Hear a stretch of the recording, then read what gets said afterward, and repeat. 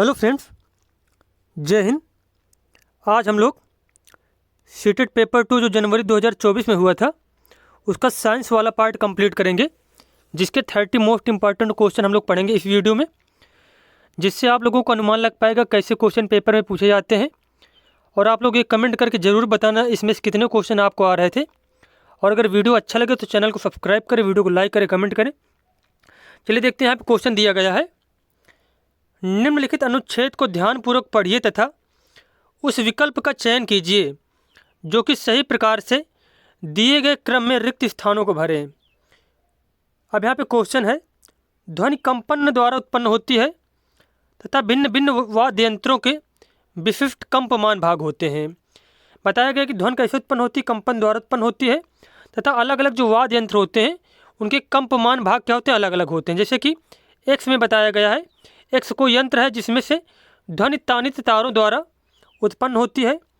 वायु में तानित झिल्ली है जो कंपन करती तथा जेड में ध्वनि उत्पन्न करने वाले कंपमान भाग वायु स्तंभ का कॉलम है। तो एक्स और वाई जेड कौन से इंस्ट्रूमेंट है यहाँ पे, ये हमें बताना है। सितार, हारमोनियम, ढोलक, ढोलक एक तारा, मुख आर्गन, गिटार, तबला, शहनाई, एक तारा, वायलिन, पियानो। तो यहाँ पे इस क्वेश्चन का आंसर हो जाएगा गिटार, तबला, शहनाई। अब देखो क्वेश्चन फिर से पढ़ते हम लोग एक बार। ध्वनि कंपन द्वारा उत्पन्न होती है, भिन्न भिन्न वाद्य यंत्रों के विशिष्ट कंपमान भाग होते हैं। तानित तारों द्वारा उत्पन्न होती है, तो तारों के द्वारा ध्वनि किसमें उत्पन्न होती है, गिटार में। किसमें, गिटार में। उसके बाद वाई नंबर जो है तानित झिल्ली द्वारा, तो तानित झिल्ली के द्वारा उत्पन्न होती है तबला में। और जेड में क्या होता है, ध्वनि उत्पन्न करने वाले कंपमान भाग जो होते हैं वायु स्तंभ के द्वारा ध्वनि उत्पन्न होती है, तो यह होता है शहनाई में। तो इसका आंसर हो जाएगा गिटार, तबला, शहनाई। उसके बाद अगला प्रश्न यहाँ पे है, निम्नलिखित में से पादप पौधे सूक्ष्म पोषकों के समुच्चय लघु मात्राओं में पादपों द्वारा अपेक्षित पोषक की पहचान कीजिए। अब क्वेश्चन ये यहाँ पे है कि इनमें से पौधों को सबसे कम मात्रा में किसकी आवश्यकता होती, कौन से पदार्थों की। तो इसका आंसर हो जाएगा जिंक, जस्ता और मैग्नीज। जस्ता, लौह और मैग्नीज। जस्ता, लोहा और मैग्नीज। तो यहाँ पे चौथा ऑप्शन बिल्कुल सही दिया गया है। ये जो तत्व होते हैं इनकी बहुत कम मात्रा में आवश्यकता होती है पौधों को। उसके बाद अगला क्वेश्चन यहाँ पे है, नेक्स्ट क्वेश्चन, निम्नलिखित कथनों को ध्यानपूर्वक पढ़िए तथा सही विकल्प का चयन कीजिए। रात्रि आकाश में तारे पूर्व से पश्चिम की ओर गति करते प्रतीत होते हैं। पृथ्वी पश्चिम से पूर्व की दिशा में घूर्णन करती है। अब यहाँ पे क्वेश्चन दिया गया है कि मतलब इनमें से कौन कथन सही है, आर सही है या फिर दोनों सही हैं। तो यहाँ पे बात की जाए, रात्रि आकाश में जो तारे होते हैं पूर्व से पश्चिम की ओर गति करते प्रतीत होते हैं, बिल्कुल सही बात है कि रात्रि में जो क्या होते हैं आकाश में तारे लगते हैं कि पूर्व से पश्चिम की दिशा में जा रहे हैं, तो बिल्कुल सही है। और पृथ्वी पश्चिम से पूर्व दिशा में घूर्णन करती है, तो ये तर्क भी सही दिया गया है। लेकिन यहाँ पे बात हो रही तारों की, यहाँ पे बात हो रही है पृथ्वी की। ये दोनों कथन सत्य हैं लेकिन एक दूसरे का व्याख्या नहीं करते, तो इसका आंसर हो जाएगा ए और आर दोनों सही हैं, परंतु आर ए की सही व्याख्या नहीं है।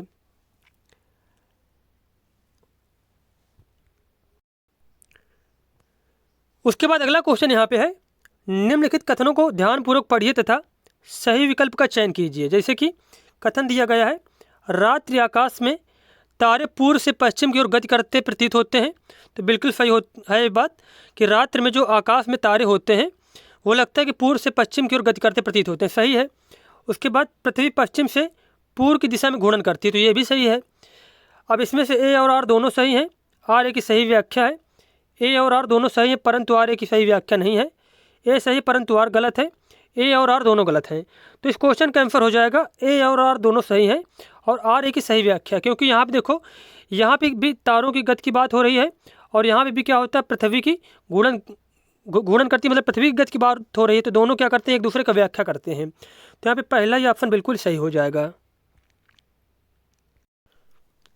उसके बाद अगला क्वेश्चन यहाँ पे है, निम्नलिखित में से कौन सा कथन लोहे में जंग लगने से संबंध में सही है। यह लोहे और ऑक्सीजन के बीच रासायनिक अपक्रिया को शामिल करता है। यह एक ऊष्माक्षेपी अपक्रिया है। यह सामान्य ताप कोष्ठ ताप पर होता है। यह उत्क्रमणीय अभिक्रिया है। तो यहाँ पे कौन कौन से जो है कथन इसमें से सही दिए गए हैं कि कथन लोहे में जंग लगने के संबंध में कौन सही है। लौह और ऑक्सीजन के बीच रासायनिक अपक्रिया को शामिल करता है, तो बिल्कुल सही हो जाएगा, रासायनिक अपक्रिया को शामिल करता है। यह एक ऊष्माक्षेपीय अपक्रिया है, बिल्कुल सही। ये एक क्या है, ऊष्माक्षेपीय अपक्रिया है। यह सामान्य ताप पर हो सकता है, बिल्कुल सही, सामान्य ताप पर हो सकता है। और यह उत्क्रमणीय अपक्रिया, यह बिल्कुल गलत दिया गया है। उत्क्रमणीय अपक्रिया वो अपक्रियाएं होती हैं जिनमें से जैसे कि एक पदार्थ से दोबारा फिर से वही पदार्थ प्राप्त किया जा सकता है। तो ये कैसी होती है, जो रासायनिक परिवर्तन होता है अनुत्क्रमणीय होता है। कैसा होता है, अनुत्क्रमणीय होता है, अनुत्क्रमणीय अपक्रिया होती है। ठीक है, तो यहाँ पे डी वाला ऑप्शन गलत है, ए बी और सी सही यहाँ पे। तो इसके अनुसार जो चौथा ऑप्शन है सही हो जाएगा। अगला क्वेश्चन है, कॉलम ए में दिए गए पदार्थों का कॉलम बी में दिए गए उनके रासायनिक नामों के साथ सम्मिलित कीजिए। तो जैसे बुझा चूना है, तो बुझा चूना का रासायनिक नाम क्या होता है, बुझा चूना कहते हैं कैल्शियम हाइड्रोक्साइड, कैल्शियम हाइड्रोक्साइड। सादा नमक, सादा नमक को क्या कहते हैं, सोडियम क्लोराइड। उसके बाद है चूना पत्थर, चूना पत्थर को कहते हैं कैल्शियम कार्बोनेट, सही मिलान है इसका। उसके बाद कास्टिक सोडा को कहा जाता है सोडियम हाइड्रोक्साइड, सोडियम हाइड्रोक्साइड। और जो बिना बुझा चूना होता है उसको कहते हैं कैल्शियम ऑक्साइड, कैल्शियम ऑक्साइड। और बेकिंग सोडा, खाने का जो सोडा होता है उसे कहते हैं sodium by carbonate, sodium by carbonate. तो इसके अनुसार जो कथन हो जाएगा, कौन सा आंसर सही है, तो यहाँ पे जो है पहला वाला बिल्कुल ही यहाँ पे इसके अनुसार सही दिया गया है।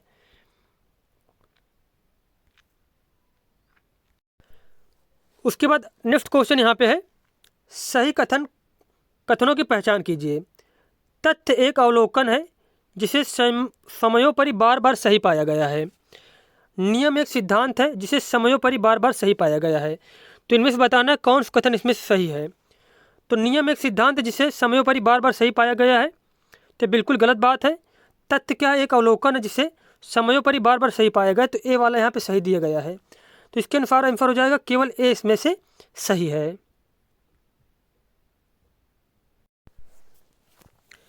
उसके बाद क्वेश्चन यहाँ पे है, निम्नलिखित लेख को पढ़िए। जब ऋणात्मक रूप से आवेशित छड़ राड को अनावेशित विद्युतदर्शी के निकट लाया जाता है, विद्युतदर्शी पत्तियाँ एक दूसरे से और दूर जाएंगी। दोनों विद्युतदर्शी पंक्तियाँ समान आवेश अर्जित करेंगी। ऋणात्मक आवेशों को विद्युतदर्शी पर हस्तांतरित किया जाता है, जिसके परिणाम स्वरूप इसकी पत्तियाँ एक दूसरे से और दूर चली जाती हैं। अब उपरोक्त तीन कथनों के ए अवलोकन है जबकि बी सी अनुमान है, ए बी अवलोकन है, सी अनुमान है, ए बी सी अवलोकन है, ए बी सी अनुमान है। तो यहाँ पे बताना कौन सा अवलोकन कौन सा अनुमान है। तो जब एक ऋणात्मक रूप से आवेशित क्षण राड को अनावेशित विद्युतदर्शी के निकट लाया जाता है, तो विद्युतदर्शी पत्तियाँ जो होती हैं एक दूसरे के और दूर जाएंगी। तो यह क्या है, यह एक प्रकार का अवलोकन है। क्या है, यह अवलोकन है। उसके बाद दोनों विद्युतदर्शी पत्तियाँ समान आवेश अर्जित करेंगी और ऋणात्मक आवेशों को विद्युतदर्शी पर हस्तांतरित किया गया है, जिसके परिणाम स्वरूप इसकी पत्तियाँ एक दूसरे से और दूर चली जाएंगी। तो बी और सी क्या दोनों अनुमान है, तो इसके अनुसार ए वाला सही है ऑप्शन। पहला ही ऑप्शन सही है कि ए अवलोकन है, बी और सी क्या है अनुमान है। नेक्स्ट क्वेश्चन यहाँ पे है, निम्नलिखित में से कौन सी गैसें अम्लीय वर्षा के लिए उत्तरदायी हैं। तो अम्लीय वर्षा के लिए जो उत्तरदायी होती हैं SO2, सल्फर डाइऑक्साइड और NO2 होती है। सल्फर डाइऑक्साइड और क्या होती है, NO2। तो यहाँ पे सल्फर डाइऑक्साइड हो गई और नाइट्रिक ऑक्साइड डी और ई है। तो डी और ई वाला ऑप्शन जो है चौथा दिया गया, डी और ई सही हो जाएगा इसमें से। अगला क्वेश्चन यहाँ पे है, निम्नलिखित में से कौन सा परिकल्पना करने के कौशल का निर्देशक नहीं है। परिकल्पना करने का जो है कौशल का निर्देशक नहीं, परिकल्पना करने का कौशल का निर्देशक कौन सा नहीं इसमें से।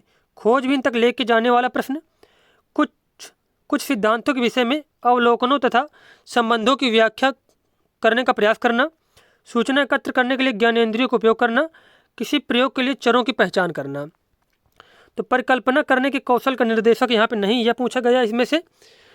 तो यहाँ पे गलत कथन पूछा गया, तो इसका आंसर हो जाएगा सूचना एकत्र करने के लिए ज्ञानेंद्रियों का उपयोग करना, यह गलत दिया गया है। जबकि खोजबीन तक ले जाने वाला प्रश्न परिकल्पना करने का कौशल है। कुछ सिद्धांतों के विषय में अवलोकनों तथा संबंध की व्याख्या करने का प्रयास, ये भी सही है। और किसी प्रयोग के लिए चरों का पहचान करना, तो ये भी यहाँ पे सही दिया गया है। अगला क्वेश्चन है, निम्नलिखित में से सही कथनों की पहचान कीजिए। सामान्यतः अधातु जल के साथ अभिक्रिया नहीं करते, सामान्यतः अधातु अम्लों के साथ अभिक्रिया नहीं करते। तो 70 नंबर का क्वेश्चन बताना कौन सा सही है। तो अधातु जो होते हैं जल के साथ अभिक्रिया नहीं करते, बिल्कुल सही है। और जो अधातु होते हैं अम्लों के साथ अभिक्रिया नहीं करते, तो ये भी सही है। तो ए और बी दोनों सही, तो इसके अनुसार आंसर जो हो जाएगा थर्ड वाला, ए और बी दोनों। उसके बाद अगला क्वेश्चन यहाँ पे नेक्स्ट क्वेश्चन है, एक गेंद को हवा में ऊपर की ओर फेंका गया, वह अधिकतम ऊंचाई तक पहुंचने के पश्चात फेंकने वाले के पास आ गई। गेंद की ऊपरमुखी और अधोमुखी गति के समय निम्नलिखित में कौन सी राशियों का समान मान है। त्वरण का, गुरुत्व बल का, विस्थापन का, या फिर गुरुत्व द्वारा किया गया कार्य। तो यहाँ पे इस क्वेश्चन का आंसर हो जाएगा कि गेंद को हवा के ऊपर जब फेंका जाता है और वह अधिकतम ऊंचाई तक पहुँचने के पश्चात फेंकने वाले के पास वापस आ जाती है, तो गेंद की ऊपरमुखी और अधोमुखी गति में क्या जो है बदलता नहीं। तो इसका आंसर हो जाएगा त्वरण जो है सेम रहती है, त्वरण जो है इसमें से नहीं बदलती है। अगला क्वेश्चन है, एक पिंड का रैखिक संवेग p है तथा द्रव्यमान m है, गतिज ऊर्जा क्या होगी। तो संवेग और द्रव्यमान में क्या संबंध होता है यह पूछा गया यहाँ पे। तो इसका सीधा आंसर हो जाएगा p²/2m, p²/2m। अगला क्वेश्चन है, उच्च प्राथमिक स्तर पर रासायनिक अभिक्रिया की अवधारणा से विद्यार्थियों को परिचित कराने के लिए निम्नलिखित में से कौन सी अति उपयुक्त रणनीति है। संयोजकता, इलेक्ट्रॉन और इलेक्ट्रॉनिक विन्यास की अवधारणा की व्याख्या करना, रासायनिक समीकरणों को प्रतीकात्मक रूप में लिखना तथा विद्यार्थियों को अवलोकन करने के लिए कहना, रासायनिक अभिक्रिया को परिभाषित करना तथा उदाहरण देना, उन रासायनिक अभिक्रियाओं पर परिचर्चा करना जिनका विद्यार्थियों के उनके जीवन में संभावित रूप से अवलोकन रखा है। तो यहाँ पर इसका जो 73 नंबर इसका जो राइट आंसर हो जाएगा, उच्च प्राथमिक स्तर पर रासायनिक अभिक्रिया की अवधारणा से विद्यार्थियों को परिचित कराना है। तो उसके लिए सही आंसर हो जाएगा उन रासायनिक अभिक्रियाओं पर परिचर्चा करना जिनका विद्यार्थियों ने उनके जीवन में संभावित रूप से अवलोकन कर रखा है। मतलब दैनिक जीवन से चीज़ का जब जोड़कर जब बच्चे को चीज़ें बताई जाती हैं तो वो ज़्यादा बच्चा समझता है। तो यहाँ पे 4 वाला आंसर इसका बिल्कुल ही सही हो जाएगा। अगला क्वेश्चन यहाँ पे है, निम्नलिखित में से उन जंतुओं का समुच्चय कौन सा है जो सभी बाह्य निषेचन को दर्शाते हैं। मुर्गी, छिपकली, तितली, छिपकली, तितली, मेढक, तितली, मेढक मछली, या फिर मेढक मछली और स्टारफिश। तो बाह्य निषेचन ज़्यादातर उन जो जंतुओं में होता है जो ज़्यादातर पानी में रहते हैं। तो इसका आंसर हो जाएगा मेढक मछली और स्टारफिश जो है यह बाह्य निषेचन को दर्शाते हैं। अब यहाँ पे क्वेश्चन है, नीचे दी गई परीक्षण सामग्री पर विचार कीजिए तथा निम्नलिखित को सम्मिलित कीजिए। बल की इकाई जूल, लौह का चिन्ह HCl, हाइड्रोक्लोरिक अम्ल का सूत्र Ag, कार्य की इकाई मात्रक, और इसका साइन ये होता है, चांदी का चिन्ह कैलोरी, बैटरी का चिन्ह Fe और न्यूटन। अब यहाँ पे यह उचित सिद्ध करने के लिए कि सामग्री जैसे तैसे बना दी गई है, इसका निम्नलिखित में से कौन सा कारण नहीं दिया जा सकता है। कॉलम ए में किसी प्रविष्ट के लिए कॉलम बी में अधिकतम 2 युक्तियाँ प्रविष्टियाँ हैं। कॉलम ए और बी में असमान प्रविष्टियाँ हैं। मिलते हुए युग्मों का सरलता से अनुमान लगाया जा सकता है। प्रविष्टियों के बीच में विसंगति है। तो पूछा गया है कौन सा कारण नहीं दिया जा सकता। क्या मतलब, जैसे कि इसमें से क्या है, बल का कोई मात्रक है इसमें से, जैसे कि बल का मात्रक क्या होता है, न्यूटन होता है। जैसे हाइड्रोक्लोरिक अम्ल का सूत्र क्या होता है, HCl होता है। तो मतलब इसमें क्या होता है कि इनको चीज़ों को जैसे कि मिलाया जाता है, कुछ चीज़ें मिल रही हैं, जैसे कि लौह का चिन्ह क्या होता है, Fe हो गया, बैटरी के चिन्ह हो गया, ठीक है, चांदी का चिन्ह Ag हो गया। तो ये इस तरीके जब इसको मिलाया जाता है तो पूछा गया है कि जो इसके बारे में कौन सा कथन गलत दिया गया है। तो कॉलम ए और कॉलम बी में असमान प्रविष्टियाँ, ये गलत हो जाएगा क्योंकि असमान प्रविष्टियाँ नहीं है। जब इनको मिलाया जाता है तो क्या है, इनके जो मैचिंग हो तो रही है ना। तो यहाँ पे पूछा गया कारण नहीं दिया जा सकता। तो यही कॉलम ए और बी में असमान प्रविष्टियाँ हैं, यह कॉलम जो यहाँ पे नहीं दिया जा सकता है। उसके बाद अगला क्वेश्चन यहाँ पे है, सूखी हुई किशमिश को जब कुछ समय के लिए सादे जल में छोड़ दिया गया तो वह परासरण के कारण फूल जाती है। तो बिल्कुल सही बात है कि किशमिश को जब जल में छोड़ दिया जाता है कुछ समय के लिए तो परासरण के कारण फूल जाती है। पादप कोशिकाओं में वर्णनात्मक रूप से कोशिका झिल्ली होती है। तो बिल्कुल सही है कि पादप कोशिका में कोशिका भित्ति भी होती है और कोशिका झिल्ली भी होती है। तो ए और आर दोनों सही व्याख्या हैं तथा आर ए की सही व्याख्या है। ए और आर दोनों सही है परंतु आर ए की सही व्याख्या नहीं है। ए सही परंतु आर गलत है, ए गलत है परंतु आर सही है। तो यहाँ पे क्वेश्चन क्या है, इसका आंसर हो जाएगा कि ए और आर दोनों सही हैं, ए और आर दोनों सही तथा आर जो ए की सही व्याख्या है।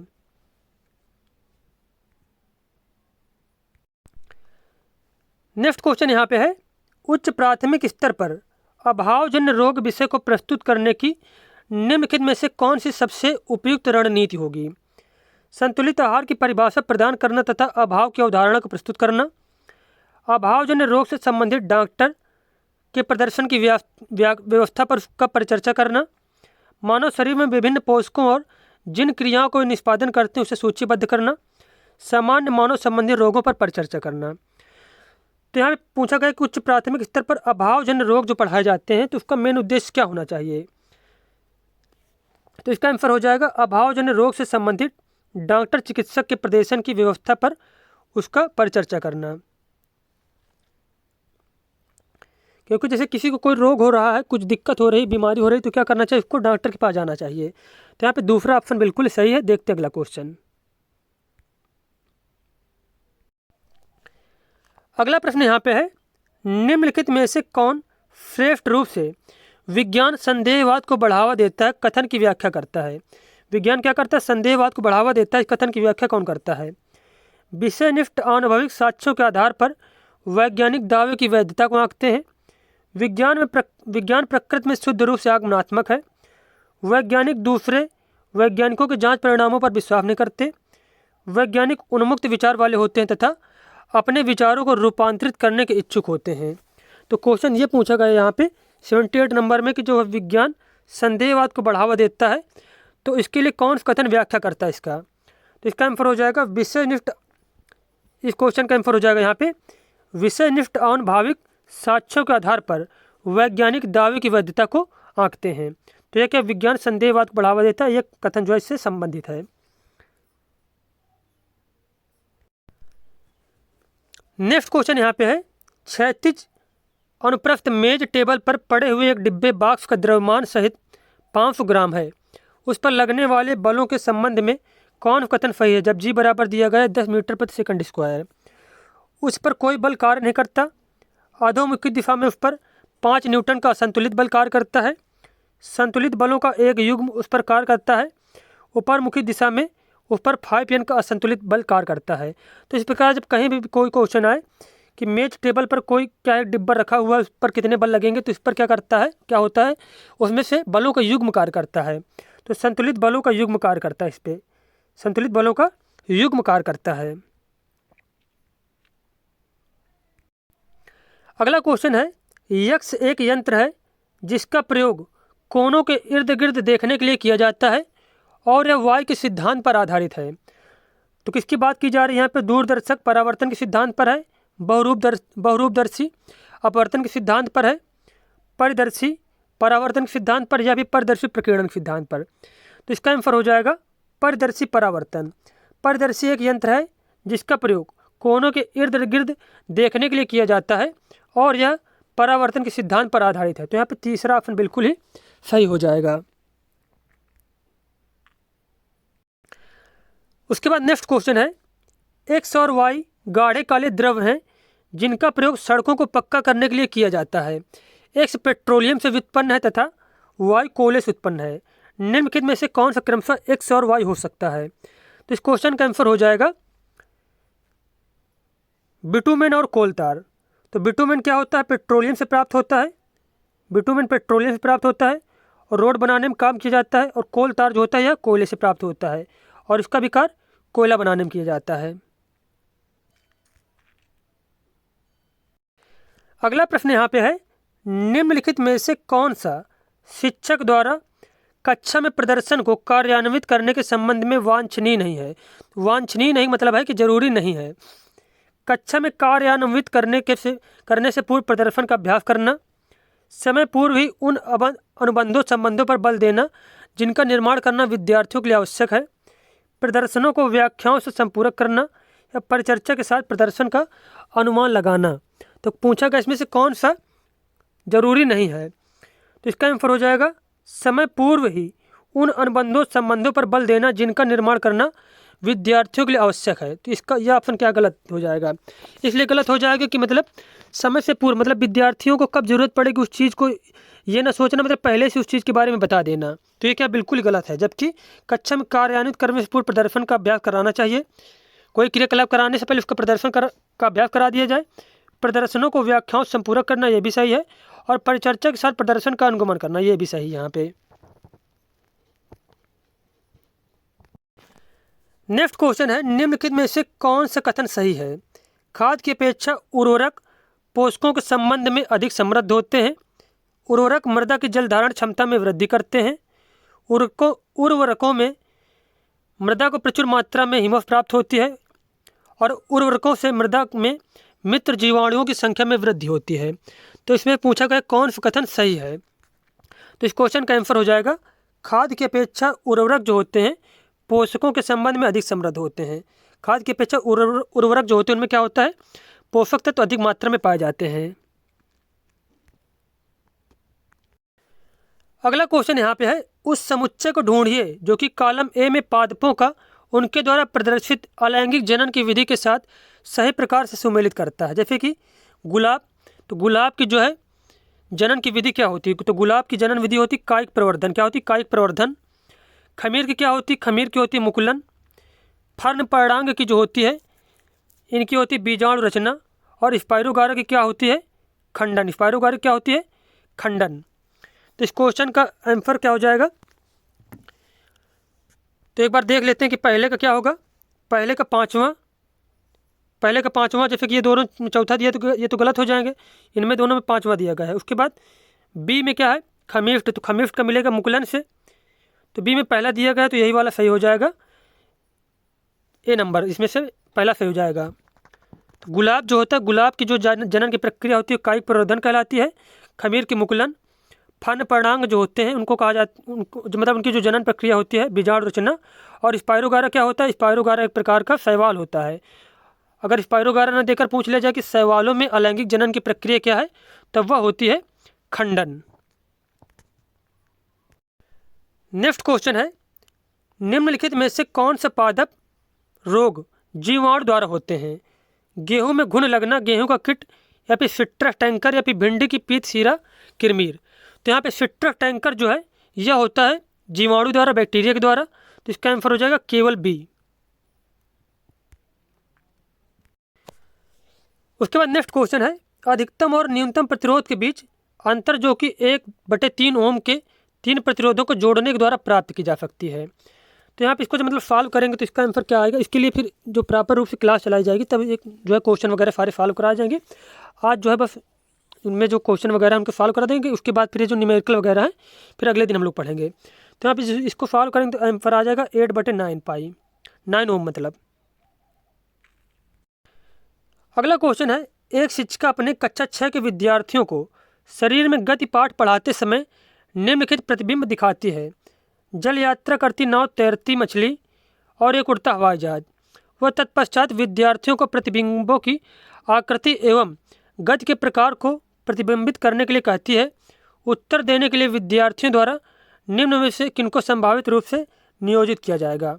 वर्गीकरण, अवलोकन, आगमनात्मक तर्कशीलता और मापन को। तो इनमें से किसको किसको नियोजित किया जाएगा यह यहाँ पे बताना है। तो जल यात्रा करती नाव, तैरती मछली और एक उड़ता हवाई जहाज। वह तत्पश्चात विद्यार्थियों को प्रतिबिंबों की आकृति एवं गति के प्रकार को प्रतिबिंबित करने के लिए कहती है। उत्तर देने के लिए विद्यार्थियों द्वारा किनको संभावित रूप से नियोजित किया जाएगा?